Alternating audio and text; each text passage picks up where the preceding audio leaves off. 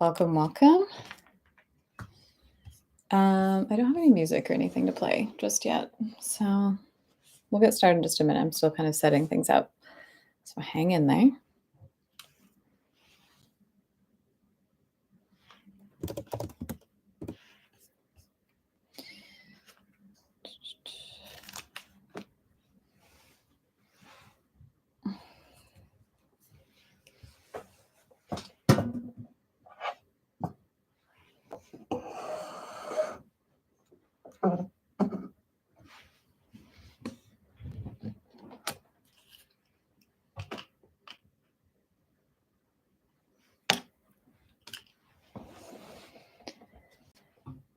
Okay.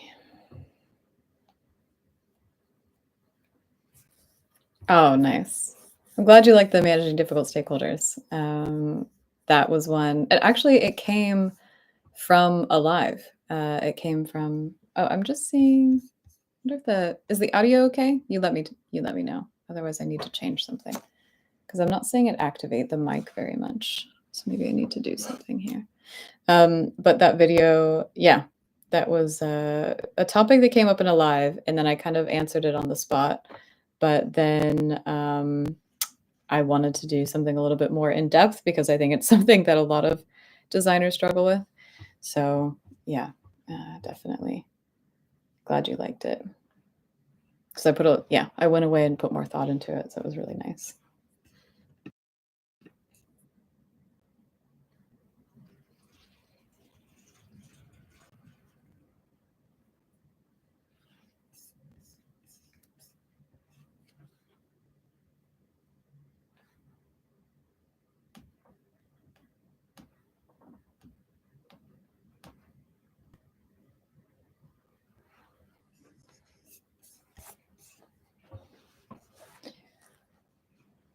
Hmm.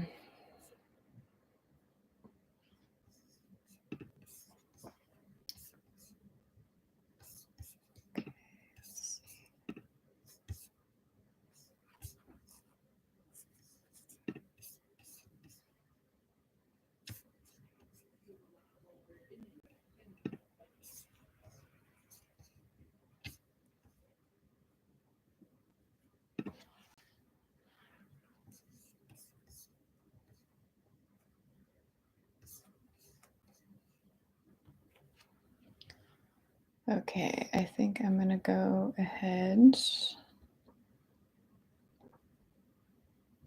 There we go.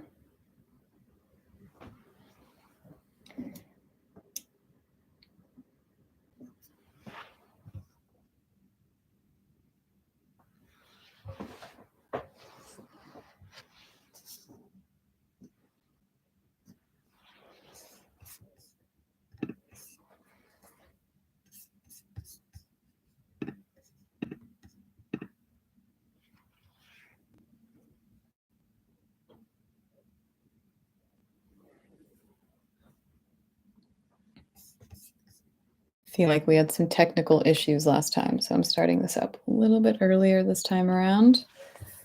Yeah.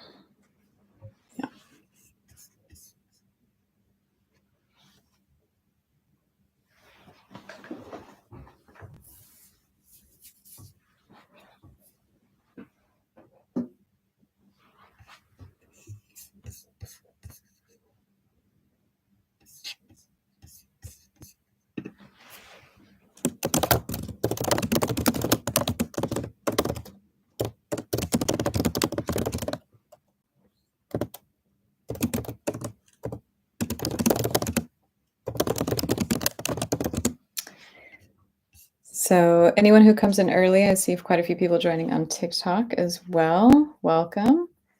Okay. Feel free to drop your questions in the chat. Right. Okay. I'm going to try to switch up the audio.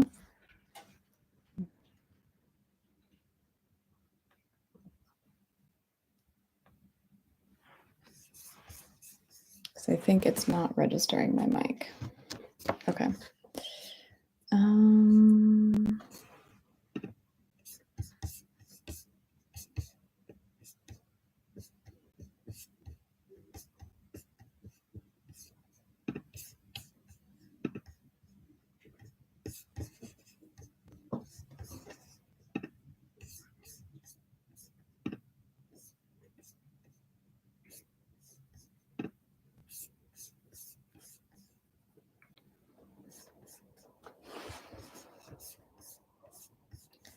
super annoying. I think I definitely set the the audio to be my microphone, but I getting that it is coming through my laptop, and it's seemingly not allowing me to change that at all.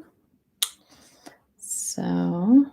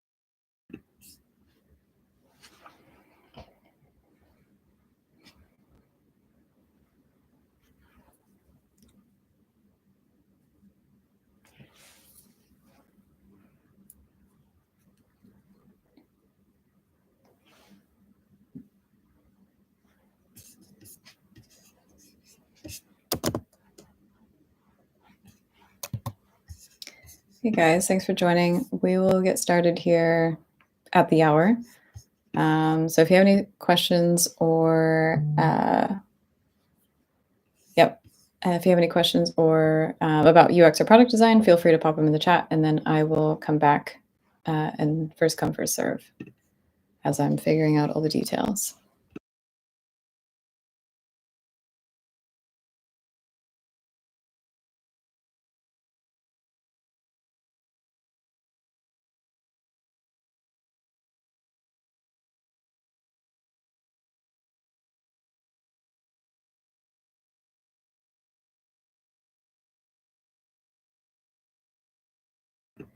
Cool.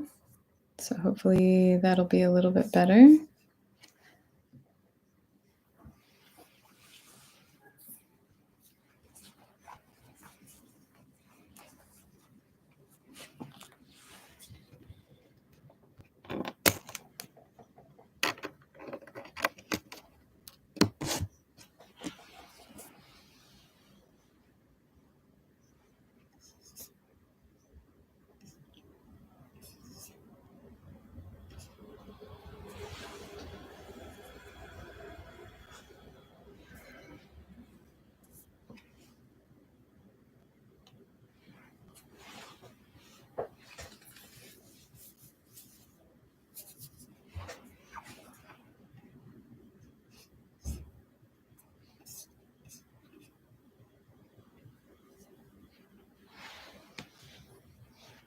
So everyone who's joining, feel free to drop your questions in the chat.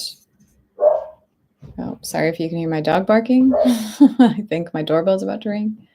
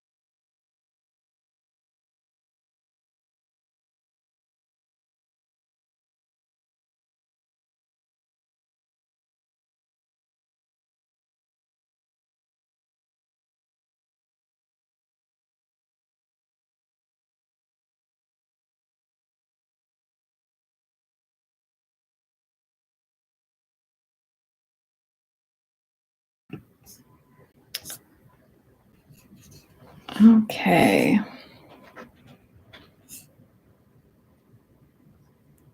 Cool. I see a few questions that have come in, so I'll go ahead and get started. Thanks for you guys over on YouTube. Good questions.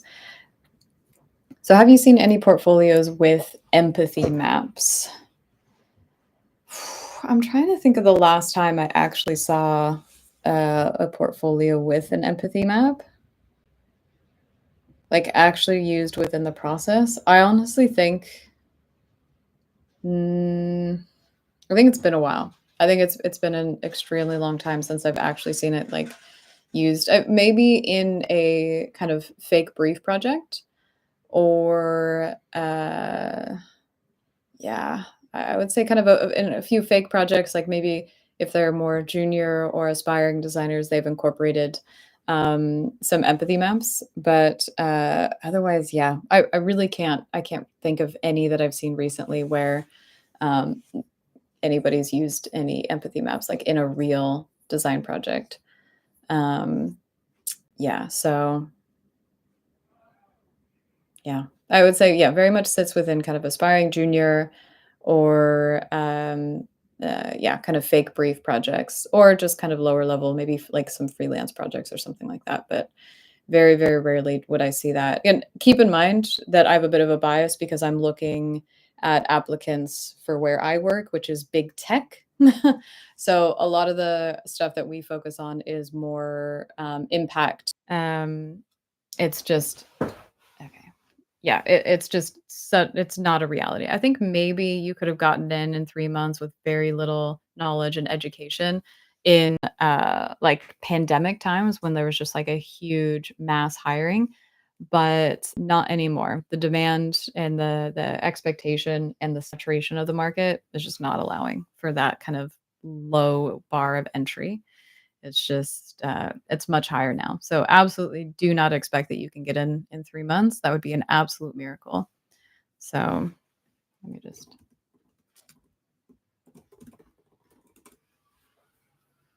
okay. So, I don't know. Okay. So, following on, going to the next question. Sorry, I'm just scrolling down. Yay. Back live on YouTube. I don't know if the audio is any better. I did try to reselect my mic, but I think YouTube actually just hates me, so I don't know what to do about it. I do have a few questions over on TikTok, so I'm just trying to make sure I don't miss any. Okay.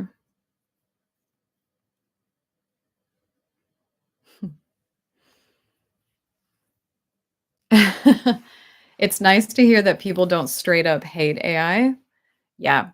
Um, I think any designers who do straight up hate AI and they're just like, "No, it's gonna take our jobs, so I'm gonna refuse to, like, adopt it or learn it." I'm not saying you have to be, like, on the trends, on the the latest tools and trying everything out, but to reject it entirely, I think is a bad career call.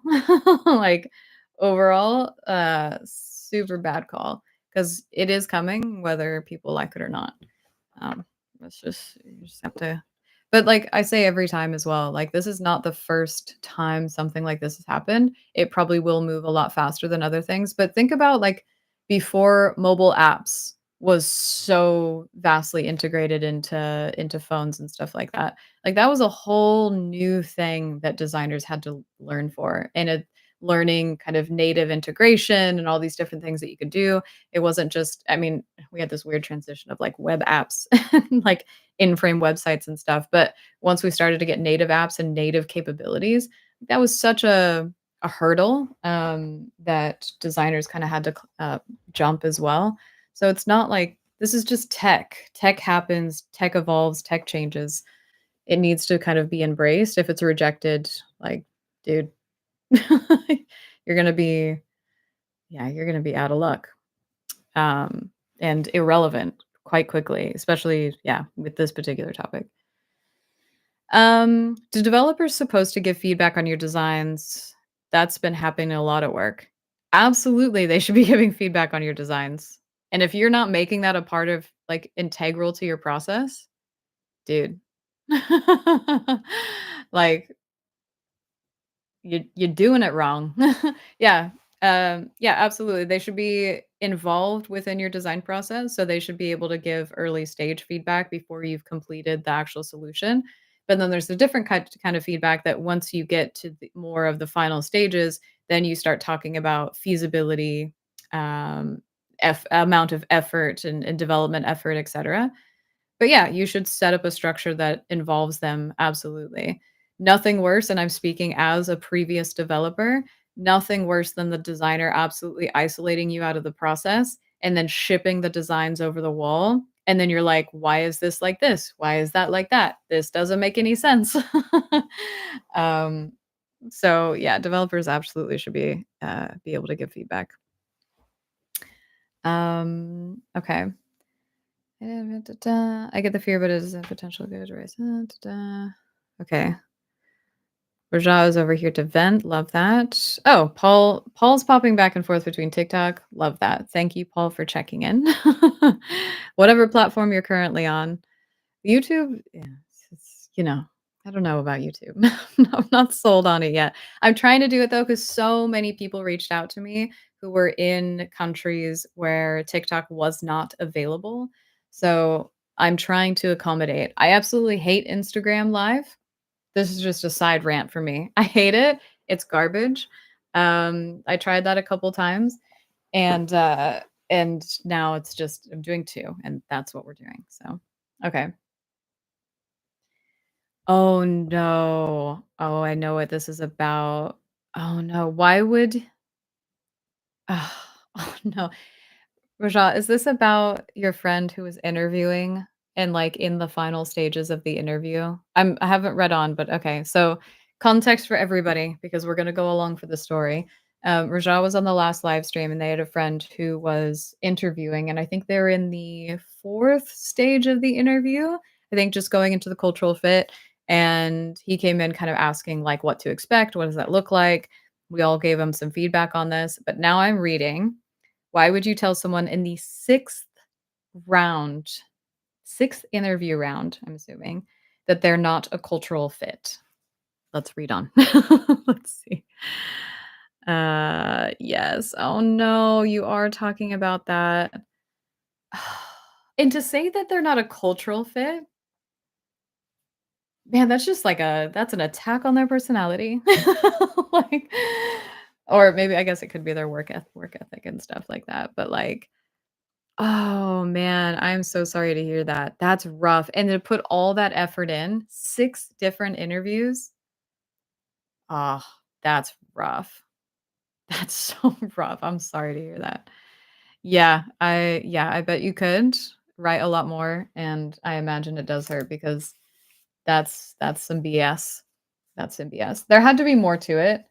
And honestly, it probably boiled down to maybe even like, maybe it's a cultural fit, but yeah, if we're reading between the lines, again, if we're thinking about all the candidates and stuff out there, maybe it boiled down to, like, a recommendation, like, the other candidate knew somebody who worked at the company or something like that, like, maybe there was a connection there or something. 'Cause, like, was there any other specifics other than you're not a cultural fit? Um, because wow, like, how do you work with that? Um, I'm really sorry to hear that, though. I'm sorry to hear for your friend. There's nothing more infuriating, and I haven't had to be through this because 'cause I've been at the same company for 7 years now, so I haven't been through this, like, go through 6 rounds of interviews and then be rejected because that's like, "Dude, pay me." That's like a full week of work just to do interviews. Um, so I empathize, absolutely. Okay. While we're getting more details on that, I'm gonna look for other questions. I'm gonna go over to YouTube, what's happening? Um, so thanks for answering the empathy mapping question. What do designers leverage instead of empathy mapping on their jobs? Instead of empathy maps, I would say I think I see, um, I would say user journeys a lot more um, in portfolios. And there's so many different names for it. Give me 2 seconds. I know my trackpad and my typing is loud, so I'm just gonna mute for a second.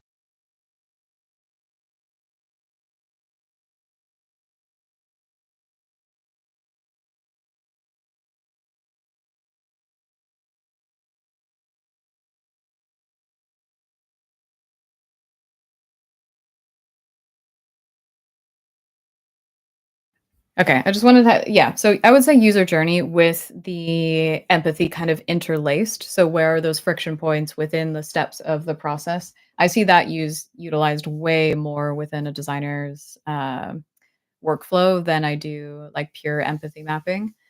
Um, I would say, yeah, frictions and delights. I would just say it's a little bit more of a different take on getting to the same like, similar results as maybe an empathy map would get you. But I would just say it's yeah, I definitely see, like, user journeys, user flows with the service layer and emotional layer kind of created on top of it, if that makes sense. There's about 100 billion different ways to do a user journey and stuff like that, but that is the way that I see, like, empathy being taken into consideration for, like, the actual user flow, if that makes sense. Um, so yeah, okay. Is it bad to copy someone's case study format even if it's all my research and input? Is it bad to copy somebody's case study format even if it's all my so format? No, absolutely not. Steal away.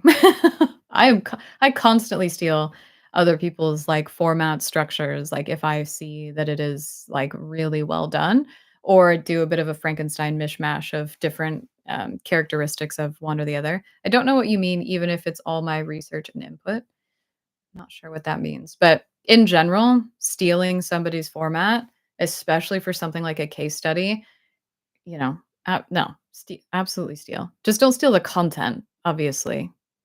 That I don't think I have to make that clear, but, like, just in case. So, um, when did I stream in the same time from OBS, for example? Okay. So YouTube just sucks for streaming, especially if you're trying to do multiple things. Um, how long would it take to get into it? Maybe an internship would help. Dude, sorry, if you're asking these kind of questions, you have not done enough research into what is going on. It would highly depend. Getting into UX design, product design right now highly depends on who you are as an individual and what your background is, how much time you can dedicate to it. Internships are hard to come by. If you could like full-time practice UX and product design for and I'm literally talking full-time, for maybe 8 months, maybe you could start to think about getting some freelance projects or maybe internships. But like I said, they're very hard to come by, and, that would be you're going full force educating yourself, not a part-time kind of situation. So, yeah, it would be a lot of work. Do UX designers have to develop plans to scale things up? How typically hard is that? What do you mean scale things up? Scale things up. Scale products up? Do you mean things like features in the roadmap backlog? Hmm, I don't really understand your question. So, Cobalt, you're gonna have to maybe give that another try because, yeah, tell me what you mean by scale things up. Yeah, nice.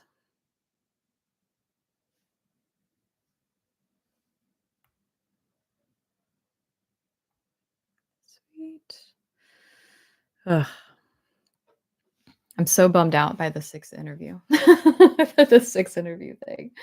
I forgot about it completely, and then um and then immediately all came running back when you said, "How the heck does this happen?" Because yeah, I don't know how it happens. It's rough. I see a lot of TikTok stories about people doing that. I did see just random tangent while I'm waiting for more information.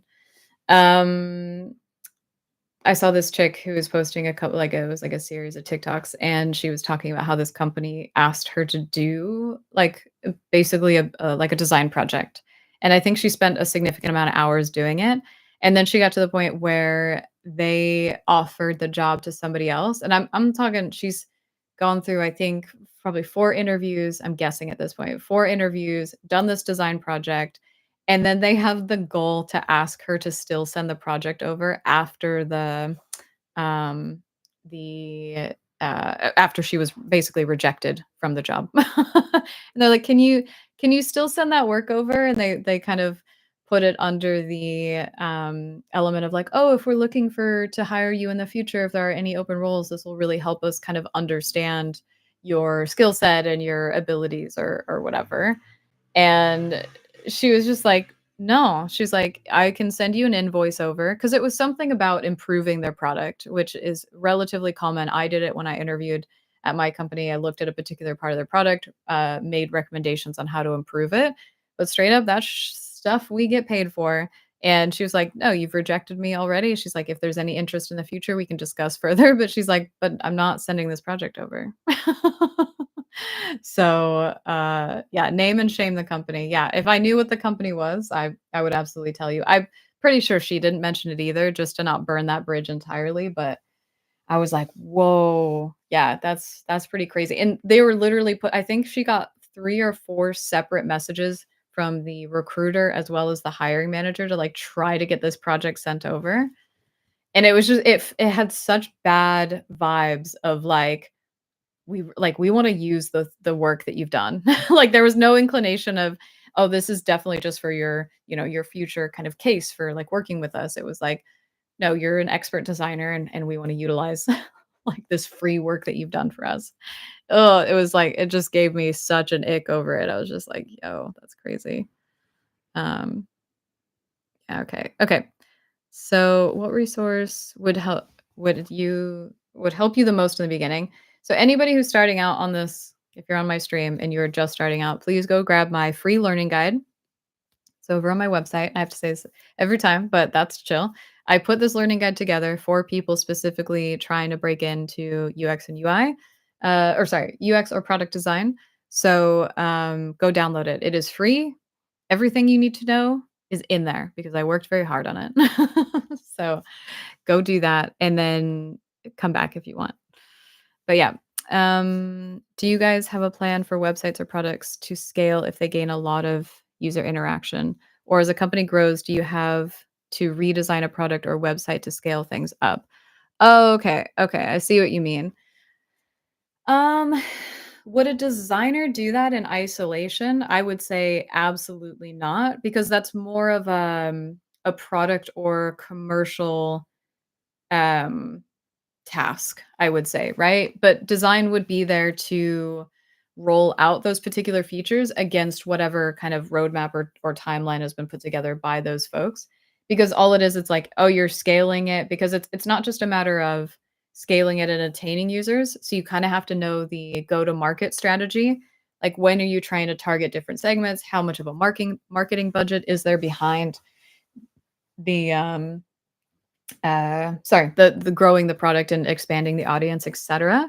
But what I would say is through that, whether it's a designer or researcher, like because again, depending if it's like more of a startup, which this would only be the use case really for if it's a startup, a new product, is you're going to wear many hats. So maybe the designer is doing research and taking note of the different audience segments.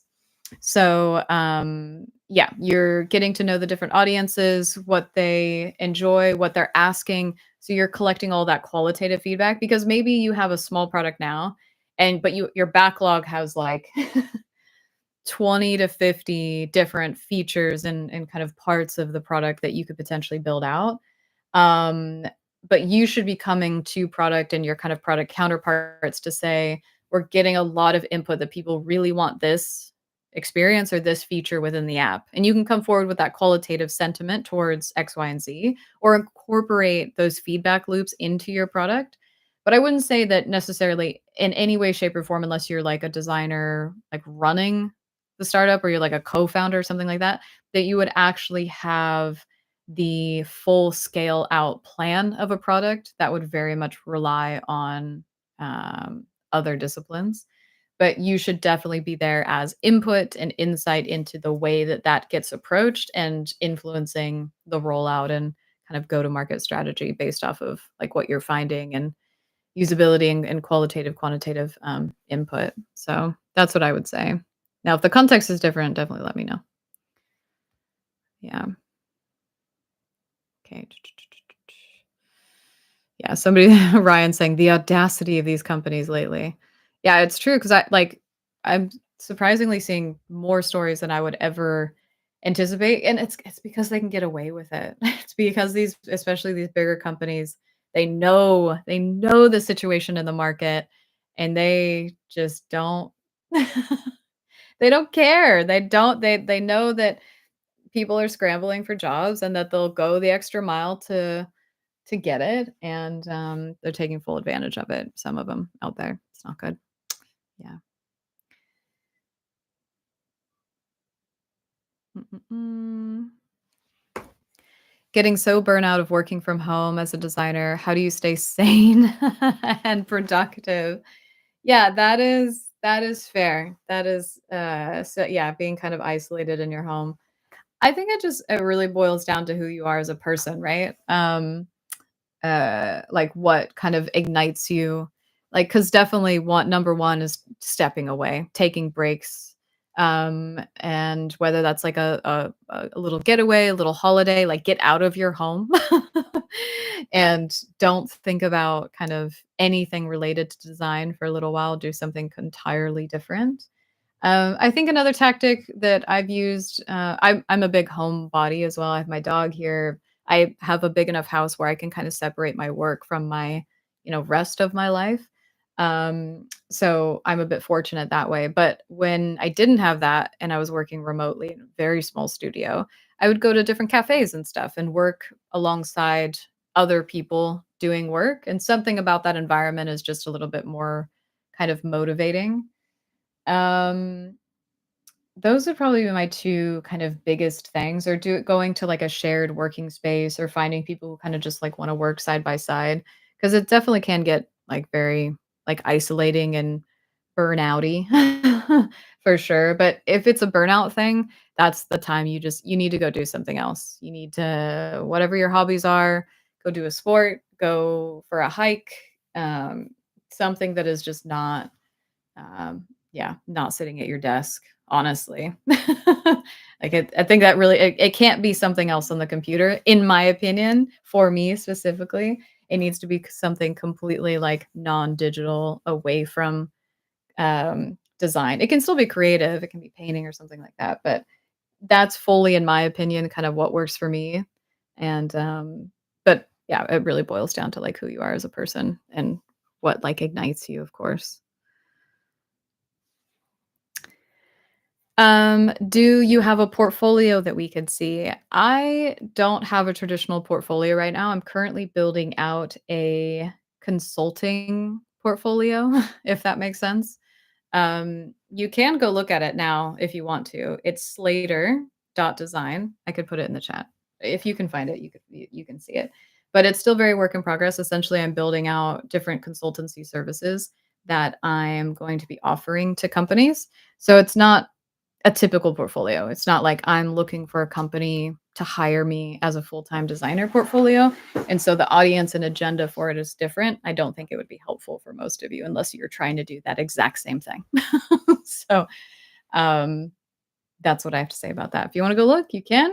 There's a little bit of a case study on there in terms of just evidence of my previous work, under the product vision component that you'll see at the top, but then the rest of the services I'm still building out. So it's very, very work in progress right now. But I'm building it out to just start a little bit of a consultancy side hustle on top of my full-time stuff.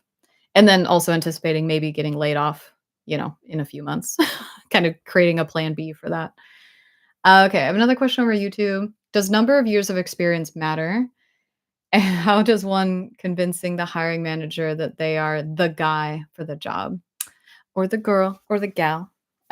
So years of experience, in my opinion, and I think I've posted a video pretty much everywhere about this, that it is such a crock of bullshit that people that it's, uh, an interesting input. I think it's fine to take it in as a variable of the criteria for a candidate who's applying, but not as a non-starter. I feel like some companies out there are like, "Oh, you don't have 6 years of experience? We won't even look twice at you." Like, that's ridiculous. However, that is the reality of some companies. It's unfortunate. It's an unfortunate reality, but it is the reality of some companies. I think, in my personal opinion, that that is so garbage because you can have, let's say, 5 years of experience having worked at some low UX mature startup who undervalues you and you've been creating, widgets and banners for 5 years.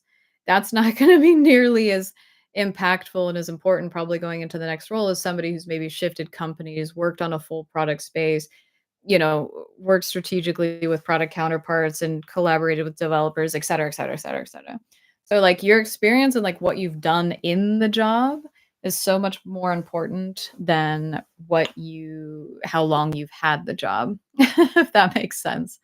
But that's very much of my opinion. It is not an industry standard, so definitely keep it, in the back of your mind. I saw a really good post, I think I just reposted it on TikTok actually, that to remove the year that you graduated from university or your boot camp or, like, whatever the thing is, so that people can't use ageism against you. I just think that's so smart. Like literally, why not? And if they ask about it, it'd be like, "Why? You can see that I have years of experience doing this work thing." I wish I actually would have thought of that, earlier on because I know, that maybe when I was just starting out, I got rejected from some jobs for specifically for that reason. But, yeah, experience should be able to speak so much louder than, like, a particular number. But yeah, anyway, so yeah, how do you convince the hiring manager that you're the guy for the job? There's, we're talking to a bunch of designers here. I'm gonna literally say it depends, right? Yeah, and it depends. It depends on what they're looking for. You need to do your research. You need to figure out what criteria they're looking for and make sure that every asset and thing that you show them emphasizes that about you. Like, that is the secret sauce. It is because it's not a one and done. It's like, "Oh, this would sell me." You need to let your personality shine. You need to let your specific skill set for the jobs that you are looking to get hired for shine. It can't just be a general, like, "This is what I've done." No, it needs to be a curation, towards the jobs that you're aspiring to have. And, like, to convince them, uh, yeah, you just have to convince them that you have the talent that they're looking for and the experience, and obviously that you're the cultural fit, you have the work ethic and personality that they wanna work alongside as well. I've said this from the get. I remember getting, oh, I don't know, it must have been my, like, 3rd contracting job. This would have been back in, like, I don't know, 2014. No, my god, that can't be right. Is that right? Yeah, yeah, 2014 because I graduated in 2013. Um, I remember walking out of the interview that I had and just walking away being like, "Wow, your personality gets you hired more times than your skills set ever will." Because I just remember thinking back on, like, what questions I was even asked in that in the interview, and I was like, they really don't fully know if my skill set is exactly what they're looking for, but they really liked, like, what I had to say and, like, how kind of my personality presented itself, and they did hire me, but I know for a fact they didn't know if I fulfilled the full skill requirement, but that's held true over the yeah, what are we, 11 years later now, that, you can easily have the skill set and everything that a company is looking for, but they're not just looking for a skill set at the end of the day. They are looking to have a person, a human being work with them, and that's why you get into those next steps of the thing after they've kind of qualified your skills and all the, like, logistics of piece to, like, do the cultural fit thing, because if you don't have the same like, if they literally can't see themselves working with you a lot of the time, that could be make or break. So that's why I always advise, people when they go into these interviews is, like, try to be conversational and don't be, timid and a lot of these other things because they can sometimes be your downfall in these because especially as, like, a UX and product designer whose core part of the role is meant to be collaborative. If they don't get a collaborative vibe from you, like, you're not setting the right, you know, what what would I say? You're not setting the right, it's not expectation, but you're not setting the right vibe for them. You're not representing the role and like what the role does kind of in first impression, on first impression is what I'm trying to say. Okay. So for someone early in their career, how do the skills, challenges, and long-term growth opportunities in B2B design compare to B2C? Honestly, yeah, they're not any different. The kind of skills, challenges, and long-term growth, for both are equal, the same across. I couldn't tell you quantitatively, like, number of tech companies that are B2C versus B2B. I couldn't tell you that in terms of, like, actual job opportunities out there at this moment in time. But in terms of growing and growing skills and kind of, growing as a designer in your career, it's absolutely the same. Same opportunities out there for both. It just depends on what you're most interested in. I think a lot of the challenges and skills needed across are shared across both, unquestionably. It's just a little bit of a experience thing. So like maybe B2C companies look for B2C experience or vice versa. But at the end of the day, the problems are very, very similar across, and the way you approach them is very, very similar across. I would say maybe a little bit in B2B, you would probably be working more with internal tools, a smaller subset, a more dedicated subset audience versus B2C is bigger, broader, etc. So in that way, it can be a little bit niche in your understanding. So for example, like B2C, maybe you have millions of users. You have millions of users on the platform. They're running in. You can just run experiments, every day and get results back. Where B2C might be a lot more focused in the way that you have to um, kind of experiment because like they're dedicated tools. They're things that they need to work on every single day. The way that you validate your design solutions might be a little bit different in that way. But yeah, definitely in career growth and stuff like that, there wouldn't be any limitations on one side or the other, for sure, for sure.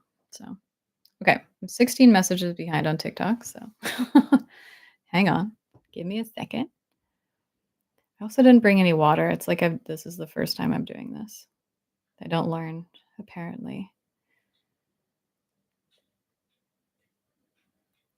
Portfolio is dated and not cool. Current job. Thinking mostly conceptual work for portfolio. Bad idea. If you're thinking of okay, wow, I don't know how I understood that comment, but I did. So like, congrats on that. But yeah, your portfolio is dated and it's kind of not up to date.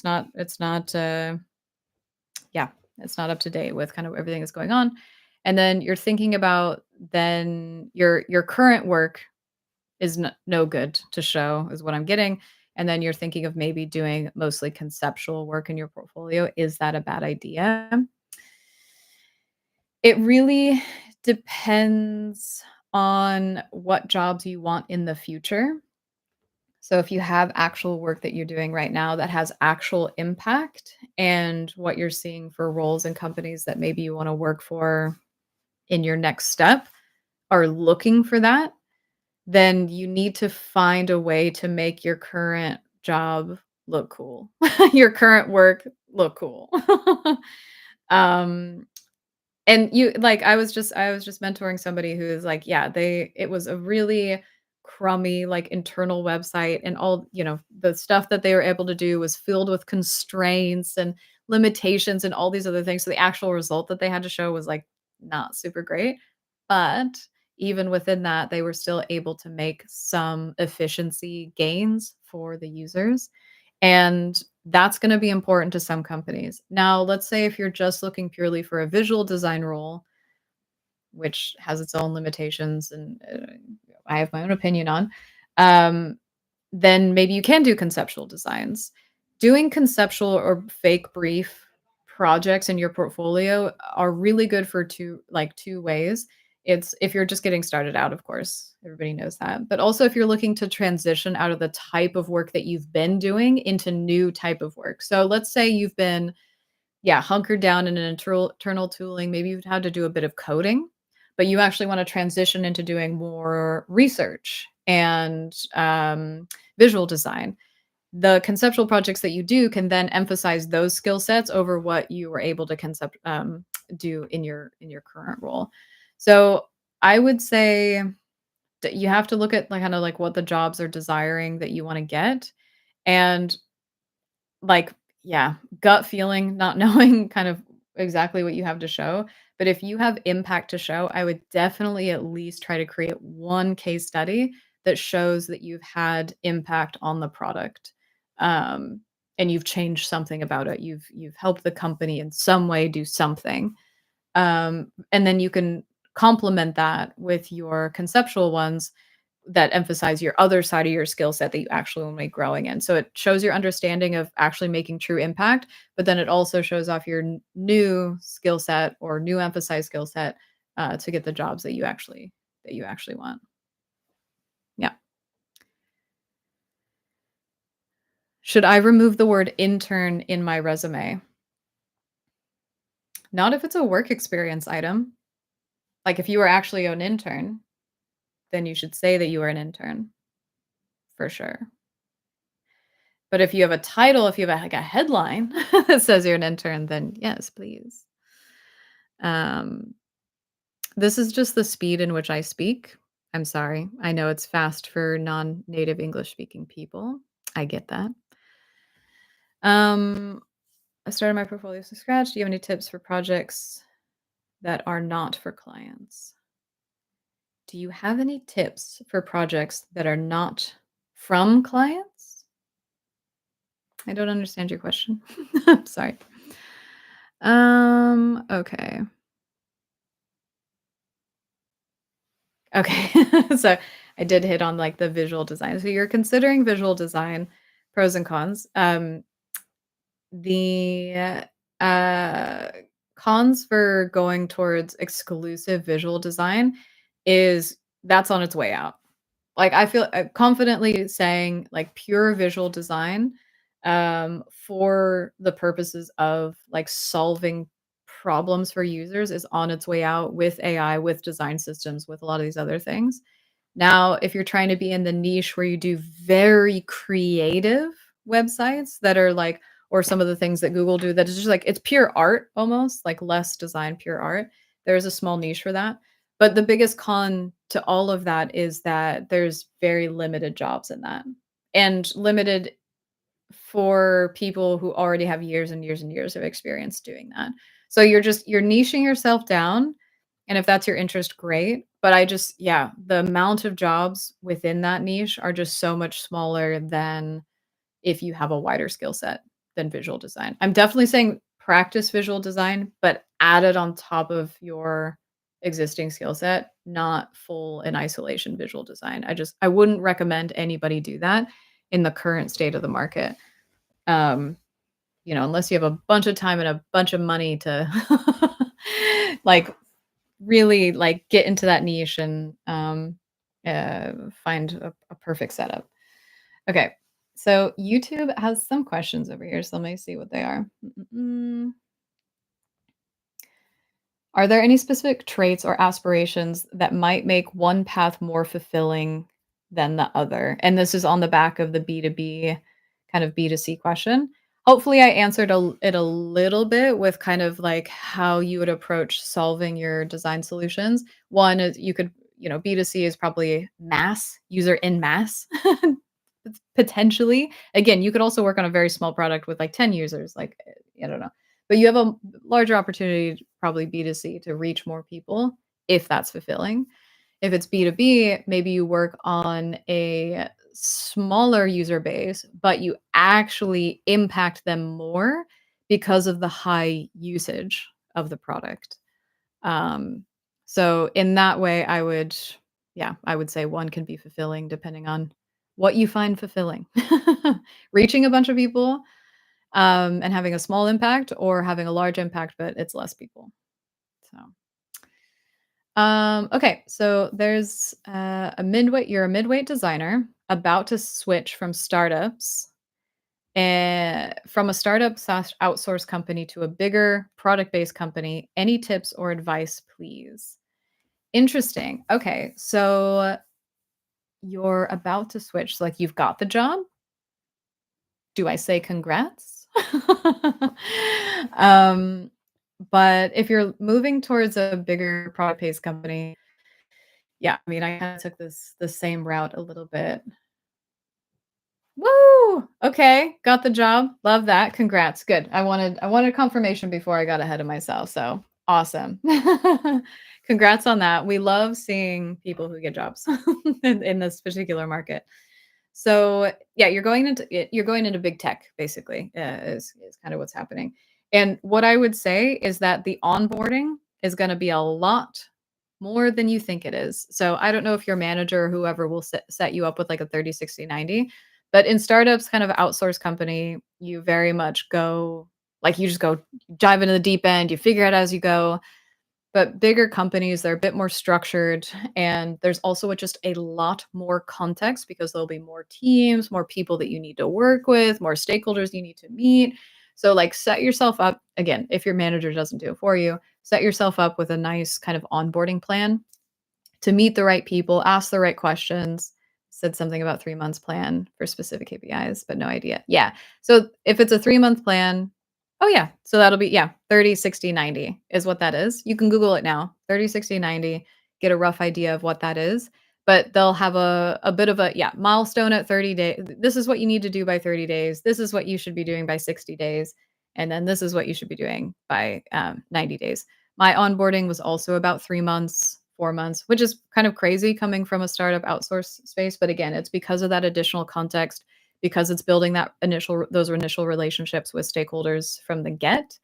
And I would just say the biggest mistake I see people make moving into big tech is that they need to do something immediately, right? So don't feel the pressure to do that. Just use that time, at least the initial 30 days, 60 days. Yeah, exactly. You feel like you have to like prove yourself immediately, right? Especially if you're in like what do they call that? I'm forgetting the name.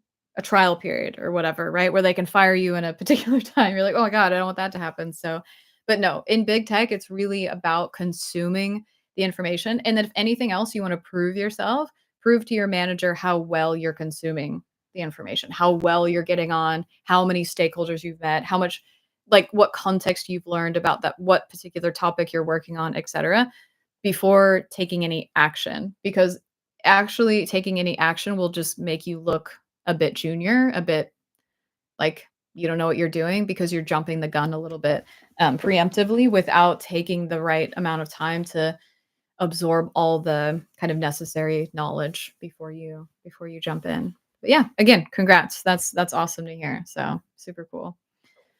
Let me just checking YouTube. I do have a couple go-to portfolios. You're asking what are my um healthcare. Hey, I worked in healthcare for a little bit as well. I worked for an internal agency in healthcare, which was really interesting. So I hope it pans out for you. So, oh, the typing's going to be loud again. I do have a couple go-to portfolios, and it's ones that I've looked in depth on. And I wrote a Medium article, and they have a particular lens on how they display their research, which I really like. So I'm going to you can come along with me while I try to find it. So sorry if my trackpad is loud. Yeah, I don't know. I don't know what I'm doing with the stream stuff. Everybody on TikTok, the question is, what are my go-to portfolios? And I'm looking for a particular article that I posted on Medium. What is it called? Yes. Okay. Displaying UX research in your portfolio, 4 mistakes you don't want to make. So in here, there's 2 portfolios that I go through, Melvin's and Miranda's, and I break down like the pros and cons of them doing particular things very good. Okay, what's happening? The stream's black now, but we can hear you. So the same. I'm sharing my screen. Okay, you can see it. Great. I think realistically what it boils down to is I'm working off of a laptop. and I just don't have the processing power to really do that very well. So that's what it is. But yeah, check out that Medium article. Everybody on TikTok, I can't link it to you right now, but it's called Displaying UX Research. That's the title of the article, and it's just UX survival guide. So, displaying UX research in your design portfolio. I walk through like bit by bit 2 portfolios who have done that extremely well, and I continue to reference them as like very good examples. So, cool. I'm gonna stop my screen. Nice. Okay, bunch of questions coming in on TikTok. Glad to see you guys here. Sweet, Medium is one of my favorite places to read UX articles. Then you better follow me on Medium because that's what I post about. And actually, I have an article coming out. I'm going to take this time to give a little promo because I've already scheduled it to post, and it is talking about. Nice, you do follow me over there, Prima. Um, it is talking about how one story changed the future of Booking.com, and it is about the product vision um, project that I led and have continued to lead since 2022. So I'm going to be posting that on Friday. If you follow me on Medium, you'll hear about it. So I highly recommend it because I did a talk about it in Poland last October. So I've just turned that into an article. And then I'm going to be sharing more about the actual processes that I use to like get the leadership on board, actually craft a good story. How is it built, bake in like user centricity and kind of all this other stuff. So I'm actually really excited to be sharing like more about that work. Honestly, it's like my design Everest because of the impact that it had. Literally investments of millions of dollars, a complete new business unit was spun up off the back of it. Ways of working completely changed and like the way we articulate our objectives and all these different things. So um yeah, I'm just yeah, very cool project. Excited to talk about it again. Okay.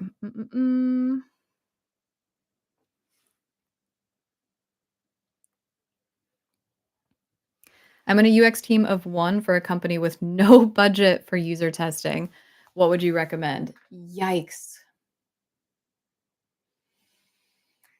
It's a little bit tricky for when it's for a company. It's easier when it's for a personal project because you don't have to worry about like any NDA or like leaking any sort of information. Man,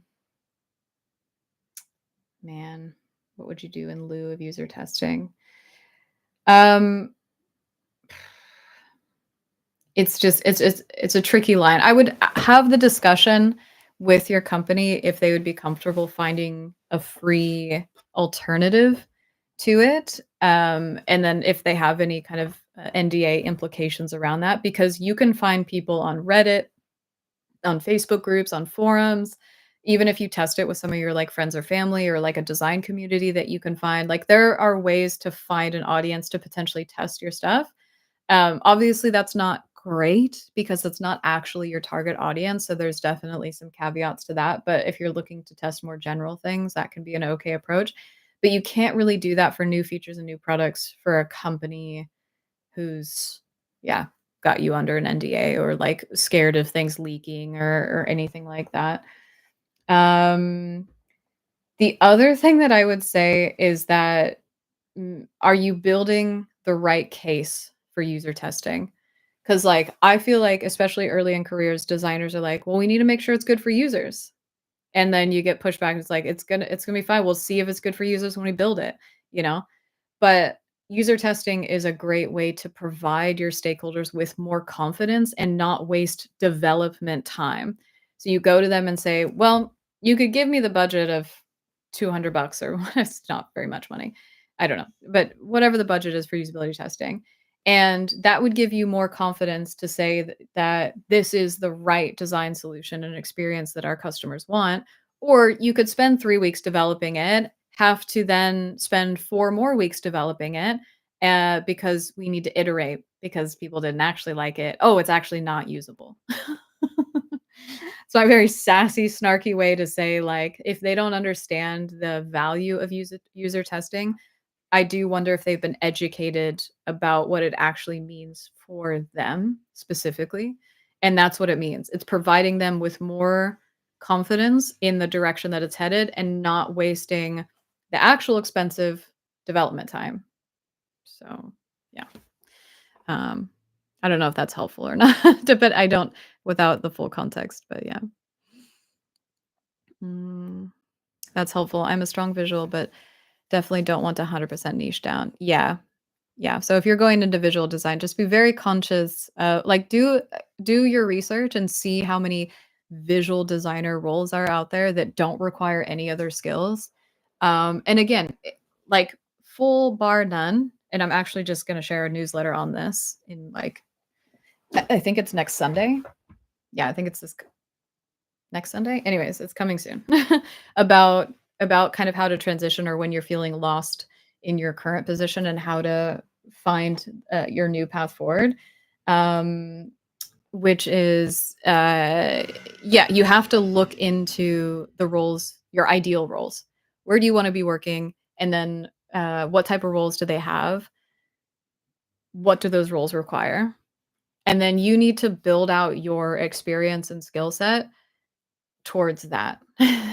Like, rather than kind of, I don't know, coasting along or kind of feeling it out as you go, that's a very smart way to approach getting yourself into a position that you aspire to have. Um, is kind of building a little bit of a plan, doing a bit of research, doing a bit of analysis, figuring out what they want, and then showing off that you can do those things. Yeah. Okay, going over to YouTube. I'm just like bouncing back and forth. This is great. You said showcasing your personality and quirks helps. If it's okay, could you let us know what worked for you in your career? Uh, let me think. What are my personality quirks? That's like immediately where my head went. Um, but the one thing that actually jumps to my mind is having done a bit of research on the people who are interviewing me, looking at their LinkedIn, seeing if they've written any articles, so on and so forth, and then being like, "Yo, I saw this thing that you did, super cool," and then kind of going on a little bit about that. That might sound like a little bit of brown nosing, but if you actually genuinely like it, it will come off that way. Don't do it if it's if it's something you're just trying to force. But a lot of the time, especially if you're interviewing for a job you actually want and are interested in, it's very easy to find um, things that are interesting to you about the people that you're hiring, that are hiring you. So that's one thing, and then try to make a connection. It's like, oh, I saw, yeah, I happened upon your Instagram, saw you have a Shiba Inu, so do I, and then talk about that. Um, but I think for me, like, it's so unique to every individual person. I always try to bake in a bit of humor and not take things too seriously. I take a very, very, very candid approach to how I do, um, everything professionally, because there's nothing that I've hated more than pretentious designers, and I've run into them a lot in my career, that come off as if they know everything. So I've tried to basically be the opposite of that. It's like, I don't know everything. Here's what I do know, and I'm very confident about. But that doesn't mean I know everything, or here's like where I'm looking to grow and learn, etc. So I'm just very like open about that, but I'm also extremely confident about the stuff that I do know, and that definitely comes off as well, but not in a way that isn't challengeable. So I think that those are like the kind of the essences of my personality that I want to come off, and I do it in a very joking way. If I see an opportunity to kind of make a, I don't know, some sort of joking content just to break the seriousness of whatever's happening, especially in like a portfolio case study review. You're like, and then I did this, and then I did that, and then we had a pizza party, which was extremely successful, and we had a sus metrics of 8.9, something like that, where it's like mix it a little bit. But again, that's not gonna work for everybody, and if you try to do it and it's extremely forced, um, it's gonna come off forced, of course, and then so you just have to find kinda what works for you. It's like, if you're speaking professionally, but to somebody you're extremely comfortable with, that's what you have to do. You have to fake it a little bit that way. You have to fake the comfortable, aspect of it. Therefore, your confidence can come through, your communication skills can come through. It is a very much a fake it until you make it kind of situation. Um, because yeah, otherwise it's stilted and uncomfortable and all these other things. So I don't know if that answered your question at all. So it's a difficult question to answer. So okay. Man, these earbuds are hurting my ears, but I think they're connected to TikTok, so. Um, am I missing questions?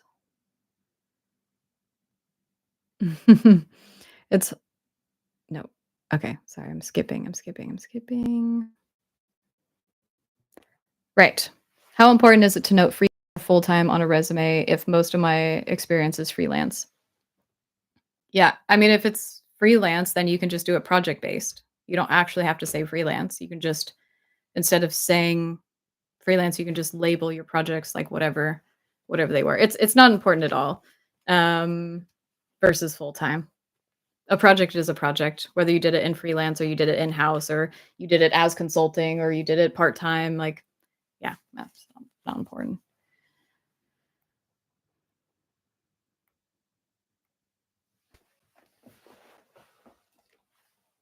Worked in design for 4 years, understand business, stakeholder management, likely to get to mid-level role. Um, mid. A little bit.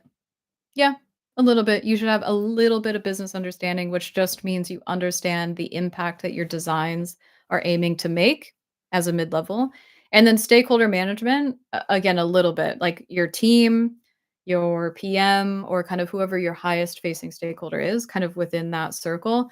Yeah, you will need to be able to have that in order to get to a mid-level role or sustain a mid-level role. As you expand on top, like yeah, getting to senior and lead and all these other things, your business knowledge will need to continue to grow so you can then figure out the ways that design can then influence the product in order to like create more business impact. That's not required for a mid-level. Senior or stakeholder management, you might go from like your team, your PM to like senior stakeholders, directors, VPs, etc. But for mid-level, yeah, you do need a bit of knowledge to be able to kind of better back your design decisions and whatnot more so than like a junior would. Yeah. But not like extensively. You don't need to be able to write KPIs or, succinct objectives or anything like that. Yeah. Yeah. Hard to manage stakeholders above that want everything now. Yeah. Yeah, it is. I shared a video on how to manage difficult stakeholders, and I think I shared an article last week about it. But in there are some tactics that you can use um, to manage difficult stakeholders and approach the topic of design, and the value that design can actually bring. And then also how to look for signs for not making any movement and when to get out before it actually harms your career as well. So I would go check that out. It's on Medium. Everybody follow me on Medium right now so you can have all this information. Also oh, actually, am I lying? Did I post that in my newsletter? I literally can't keep track. Nope, it's on both now. Okay. So there's yeah, on Medium, but also shared a more practical guide in my newsletter, which, you know where to go if you want to be on those things, to educate you. Okay, I'm gonna go over to YouTube real quick. Bup, bup, bup. User intentions. If I feel that about research, I had to ask for some research, was denied only to design a feature blindly that we found out later the users didn't want. Oh, that's so real. So sorry, let me say that again.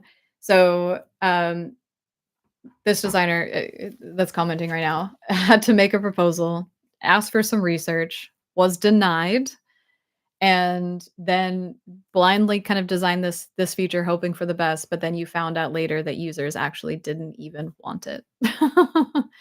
And was a good couple of weeks of work, design and dev for almost nothing.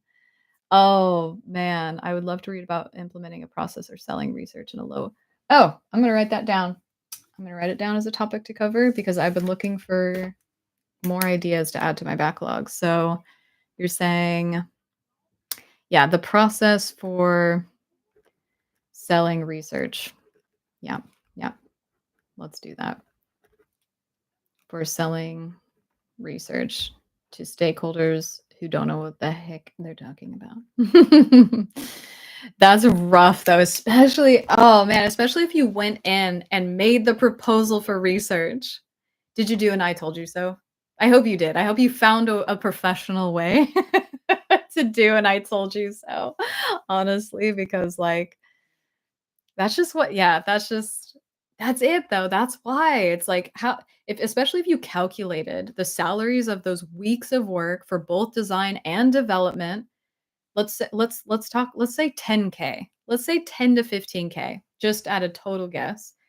And for what?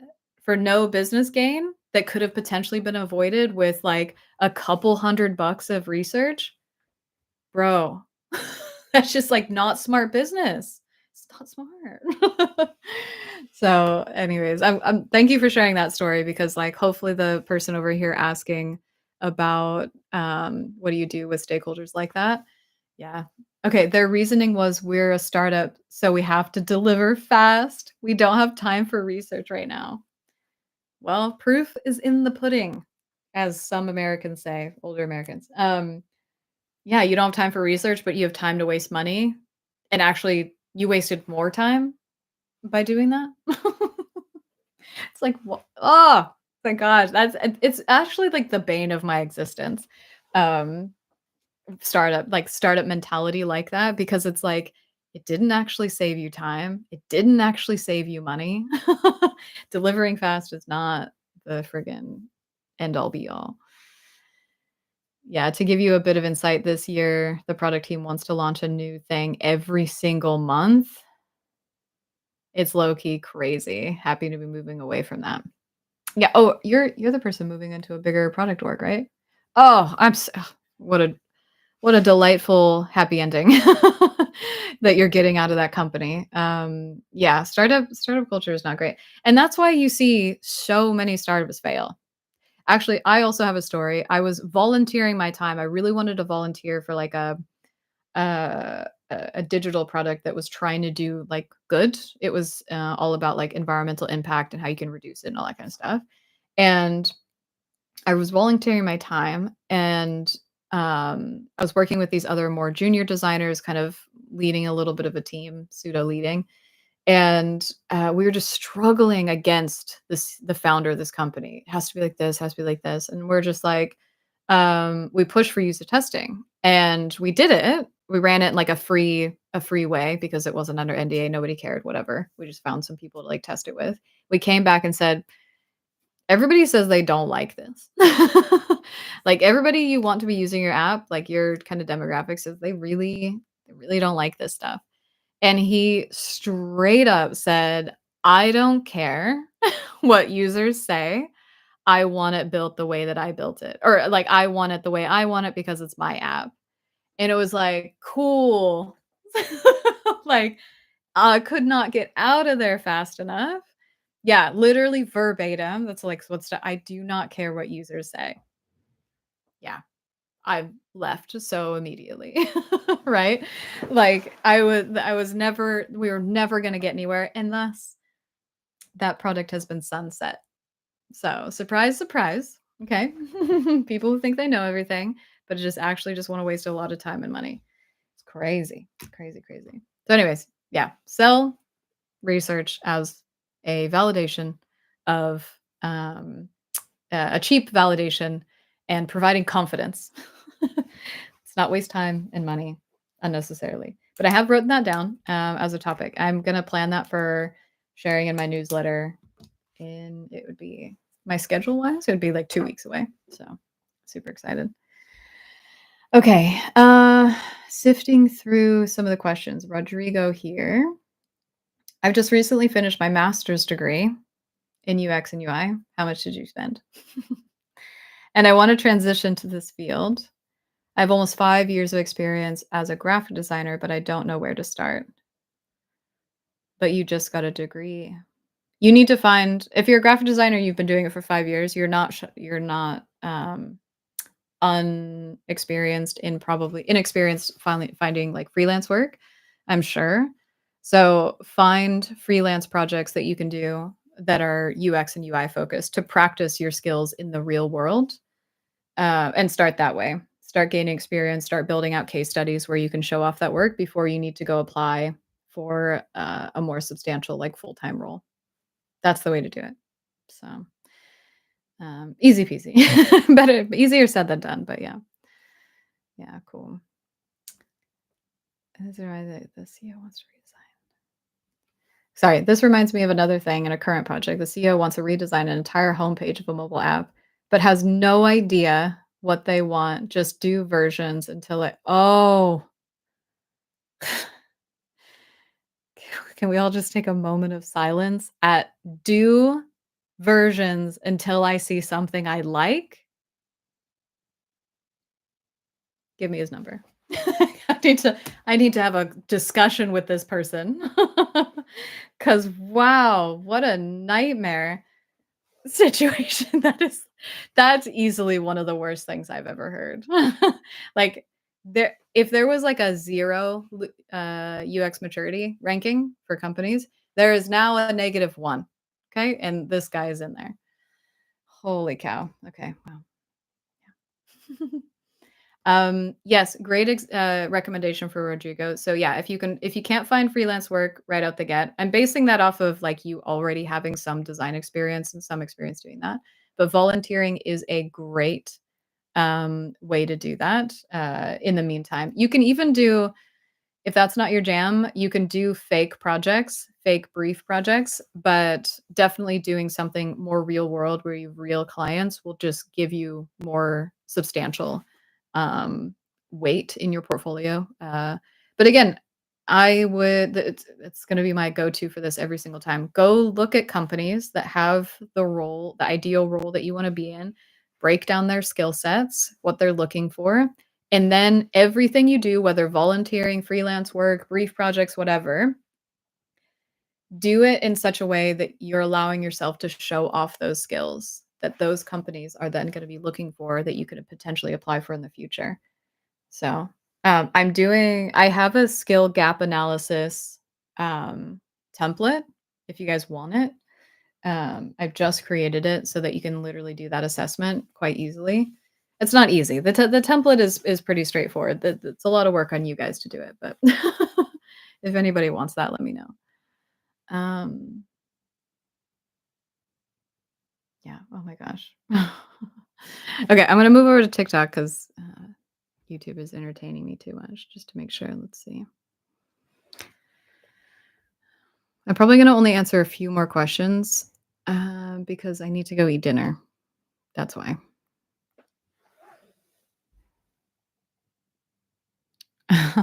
On interviews, people always ask, "What is your process?" But my companies have messy processes. Yeah. The worst thing that you could ever possibly say to that question is to actually answer it.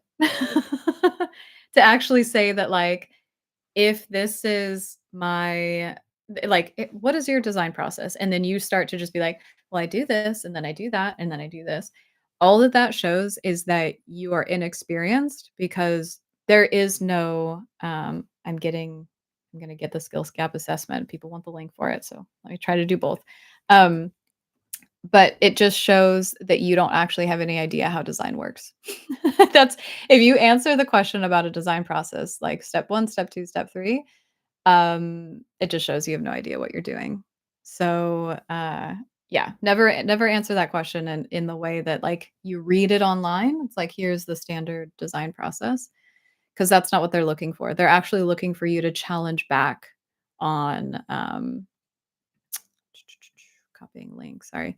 Challenge back about what your adaptability of your process. And actually, if they start to talk about your design process, you start to ask a billion questions, honestly.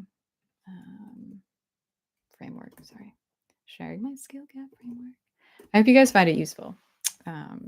Because yeah, I had somebody reach out to me who's feeling very stuck in their career, and I had some advice, like high level advice to like do this, but I was like, oh, I can just make a template for people to do that, especially. And then I dug into a little bit of how other industries do it as well, looking at like proficiency levels and all that good stuff. You'll see it in there. But yeah, so I hope it's helpful. Nice. So yeah, processes. There is no process. Mm-mm. How do you create a portfolio when all your work is under NDA? I have a video on that on TikTok. Go find it. No, literally it just says NDA, and there are different approaches that you can take to try to, let's say, work around an NDA. A lot of times companies just don't want you showing things that aren't live yet, that aren't publicly already accessible, and then they don't want you showing specific metrics. They don't want their competitors knowing, like, how they're performing, essentially. So there are ways that you can work around that while still showing off your thinking, which is the most important thing, your process, and your impact without being specific. But it really depends on your NDA and what you're under, because some companies are like, "You literally can't show anything, it doesn't matter at all." So it might just be a matter of reaching out to your HR and seeing what you can, um, manage to show. Um, but yeah, it just depended. But in that video, go find it. There are definitely some like tactics, because there's things in there from maybe you need to unbrand it, right? You take out the logos, you take out the branding, so you can kind of create it. Um, oh my gosh, it's too late. It's almost 9 p.m. Um, Neutral to any sort of branding, and then you can state that within the portfolio again, so you can still show the process, and then make kind of fake metrics. Or if you say things have improved by 10%, it's like, well, you don't have any base number.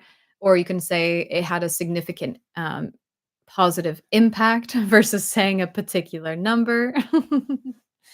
So yeah, there's different methods and different ways. It just depends on how strict your NDA is. Yeah.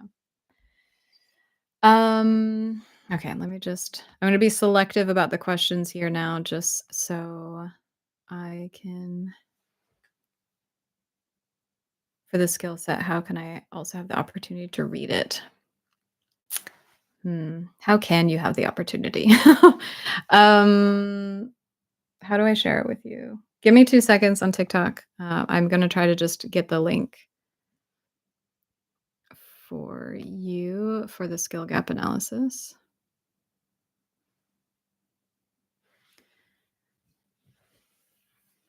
I should really have these things like primed and ready, but you can see that I'm not,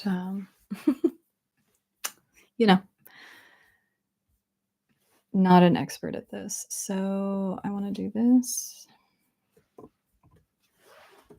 And then we're going to wait for iCloud to click in. Boom.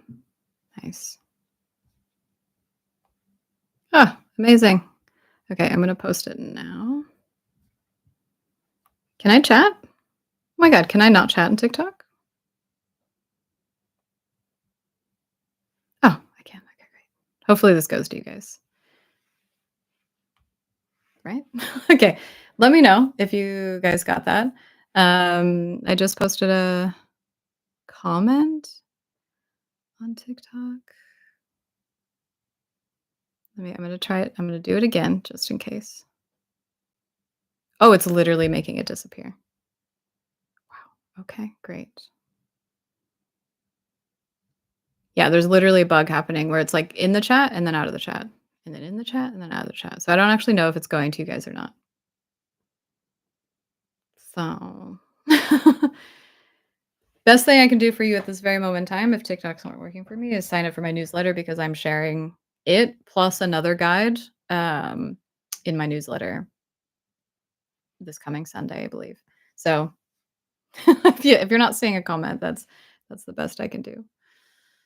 Um, okay, sorry. I will be enjoying my dinner soon. I have a couple questions over here. If your product didn't get shipped, how do you answer questions like the outcome of your work and why is it not live? Ugh, such a classic struggle for designers. This is just comment whether because this is the same instance if you did a fake project or a volunteer project, and then it was just kind of like you don't know what happened to it. You don't actually have the outcome or results from it.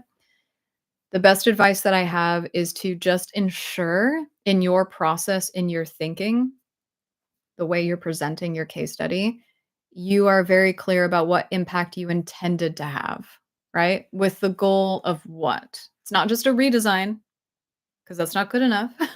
It's a redesign to do what exactly? Um, and just make sure that's within your process.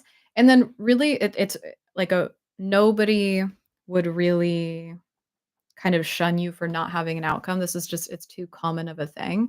But say what you how you would have validated your designs. Like what would you have liked to do within the process? So would you have run some A/B tests? Would you have done some created some feedback loops in the product to get, feedback about particular experiences or flows, etc. So just explain your thinking around how you would validate that solution, your designs. Um, and that's sufficient. And then any learnings, of course, like any things you would have maybe done otherwise, but that's a nice way to kind of bookend a project that doesn't necessarily have like tangible outcomes. But you can easily say to improve the user retention. Yeah, like redesign to improve the retention of a healthcare app, something like that, right? Or a app design of a to reduce the bounce rate of their core product funnel. Like I'm just off the top of my head right now, but you can always express your intention with your design solution, and that very clearly shows off your business understanding, which is key. If it's not live, that's okay. Also, everybody never link to live sites. Everybody knows that, right? Everybody knows that. Don't link to live sites. If we don't know that, I'm saying it now. Um, and if I have to explain why, then it means you didn't know. But yeah, hopefully that helps. Do you have any advice on how to sell your value when you're a career switcher? I have worked in fashion, end-to-end product design, dev and production, and have worked for nonprofits and now UX for healthcare app. Wow, okay. A slew of things. So how many times am I reference a Medium article on here? So number 1, you do already have, like, relevant experience, right?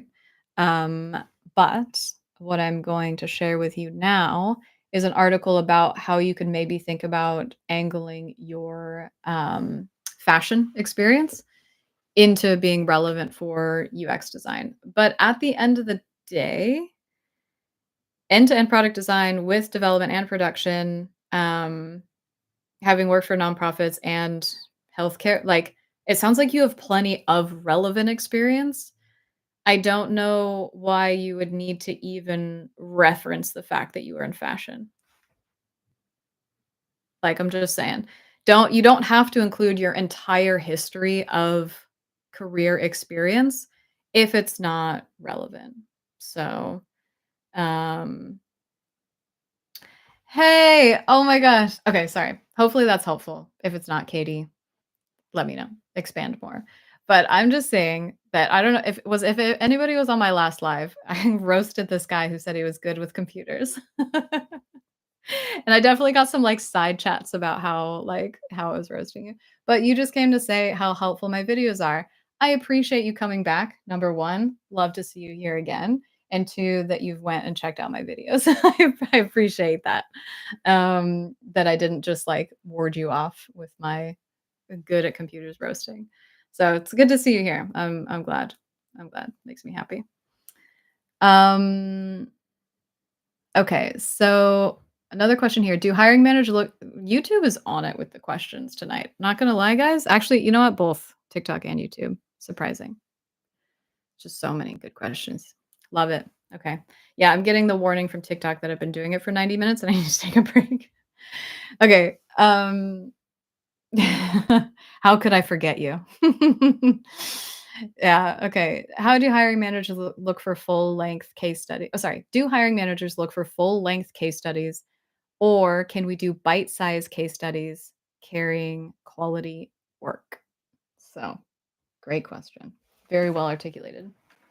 Um, so straight up hiring managers are not looking for every single detail about your process, about your project. This was like my biggest mistake starting out, like really like in applying for bigger companies because they're absolutely not looking for that. If it's too verbose, too hard to read, too extensive, they're not even going to bother. It's gonna be too lengthy. So those portfolios that I linked in the Medium article earlier is a great example of how to do it concisely.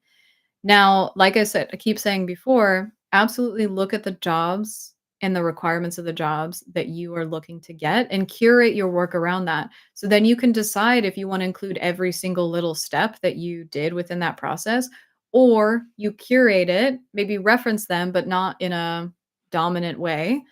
Because, yeah, if the roles that you're applying for, let's say, for example, you did a project, you had to do a boatload of research to make it successful.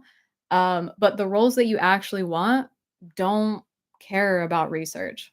This is a bad example. I hope they do care about research, but like maybe they don't, or there's not much emphasis on it. So don't spend half of your case study talking about research, the research that you did, because it's irrelevant for them, for the job that you actually want.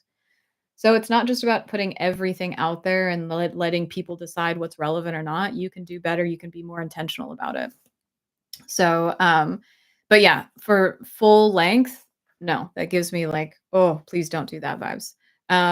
But also not bite-sized. Definitely build your case study out in such a way that like it's scannable, it gets across your core capabilities. But then if they maybe want to learn more, if they want to click into your prototype or something like that, you can allow them to do that in a way, but not I would 9.8 times out of 10, they're not going to do that because they're looking for that scannability, approving you for that interview. They're looking for that then depth and detail in your voiceover of the interview step where you'll be going over one or two of those case studies. So, yeah, your audience and purpose of your case study, like your first case study, because if we don't know, again, if we don't know, you always have to have two portfolios. That's four, two portfolios. Okay. One for recruiters and hiring managers to scan. The other one is your case study walkthrough that you do in the interview. And they have very different purposes. The first one is scanning to even get the interview. The other one is to walk through in the interview. But yeah, hopefully that helps. Okay, let's see what's going on over on TikTok. You're loving the transparency. Love that. Nice. How do you deal with imposter syndrome? Oh, let me tell you something about imposter syndrome. And then I have one more question. No more questions because there's one more on YouTube that I'm going to answer, and then after I talk about imposter syndrome, and then I'm done. So, imposter syndrome, I'm going to be perfectly honest, is nonsense. Like, yes, people feel it, but I'm here to tell you right now, I have went up the rungs of corporate and worked with some of the highest paid executives known to a lot of people, and they don't know much more than most. Like, yes, you have some experience, yes, you have things, but people are just making it up and have built this confident persona to be convincing. But do they actually know more? Are they actually like superior in any way? No. So what that means for you is that in most any given situation, you are not being an imposter of anybody, of a good designer, of a senior designer, of a lead designer. No, because one, nobody has any idea what those people are supposed to be doing. And two, um, it's just there is no kind of golden standard or there's somebody who's better than you or knows more than you. They might just be better at faking it. And what I find in my career, having done everything that I've done, is that most of the time people are just better at faking it, or they're better at talking around it, or kind of finding a way to not have to rely on their actual skills or experience. So, I just think that people feel like an imposter unnecessarily because the reality is everybody is an imposter. Like, maybe there's a few exempt people, like, I don't know, Neil deGrasse Tyson or fucking Stephen King, or it's people who are, like, the proper actual but you know what? I bet you sit down with them, and you might find out, that they don't know so much, you know? Like, for example, like, I love I always reference, like, Sherlock Holmes, right? He didn't know that the Earth moved around the sun or something like that. Was some weird fact that he didn't know. 'Cause he just yeah, he had a very specialty focus, but he knew like 5,000 types of tobacco, and it's just like, yeah. I know that's kind of an odd reference, but it's like he's theoretically supposed to be this, like, genius and knows, like, literally everything, but he doesn't. But he just comes off very confidently. So, yeah, I literally anybody who kind of feels like an imposter at any moment, it's because you've built something up in your head that doesn't actually exist. Nobody's evaluating you that way. Nobody's thinking about it like you are. And all you really need to focus on is, yeah, build up your skill set, get better at it, but more so build up your confidence in presenting yourself, and having a voice. So yeah, I think imposter syndrome is a little bit silly. It's fine to feel like you're out of place, like you're not in the right situation, but more often than not, you can look around the room and there's people who maybe actually sometimes they feel like they should be in the room, but wow, should they not? But they don't care. They're confident as ever, and they don't have to even have any information. They just have confidence, and that's enough for them. So, yeah, okay. All right, last question over on YouTube. Thanks everybody for joining. I appreciate it. Ooh, what is it like being a woman in tech? Ooh, that's maybe we'll cover that on another live. Let's see what the I just okay. Mm-mm-mm. How can I improve my design sense? How do I make a portfolio fresher? Does redesigning apps help, or is there something else to it? I think, yeah, number one best thing I think anybody can ever do is do one of those like 100-day challenges. It doesn't have to be that like extreme, but something that sets you a structure to do regular practice of design will inevitably help you get better at design. And then whether that's starting out trying to recreate things that you think are extremely well designed and figuring out the inner workings of that, or attempting a redesign of a particular platform, like whatever, however you think you need to set yourself up for success. But it is that regular, rigid practice that will help you significantly grow your visual skills. I didn't necessarily do this for product design, but I did this for calligraphy. I did a 100-day challenge of calligraphy, and if you look at the start, you look at the end, massive, massive difference. So, yeah, there's nothing truer than just literally doing the thing over and over and over until you improve. So, cool. Let me see. Okay, sorry. I lied. One more question because I like it. You're actually working on a design assignment and you usually nail them since I deliver better than the rest of the candidates. Any tips, hacks to improve that part of the interview process? Okay, wait. So maybe am I understanding this? I actually like working on design assignments. Okay, and usually nail them. Any tips, hacks to improve that part of the interview process? So you're talking about how to improve it, like what advice would I give you? Because it sounds like you nail it.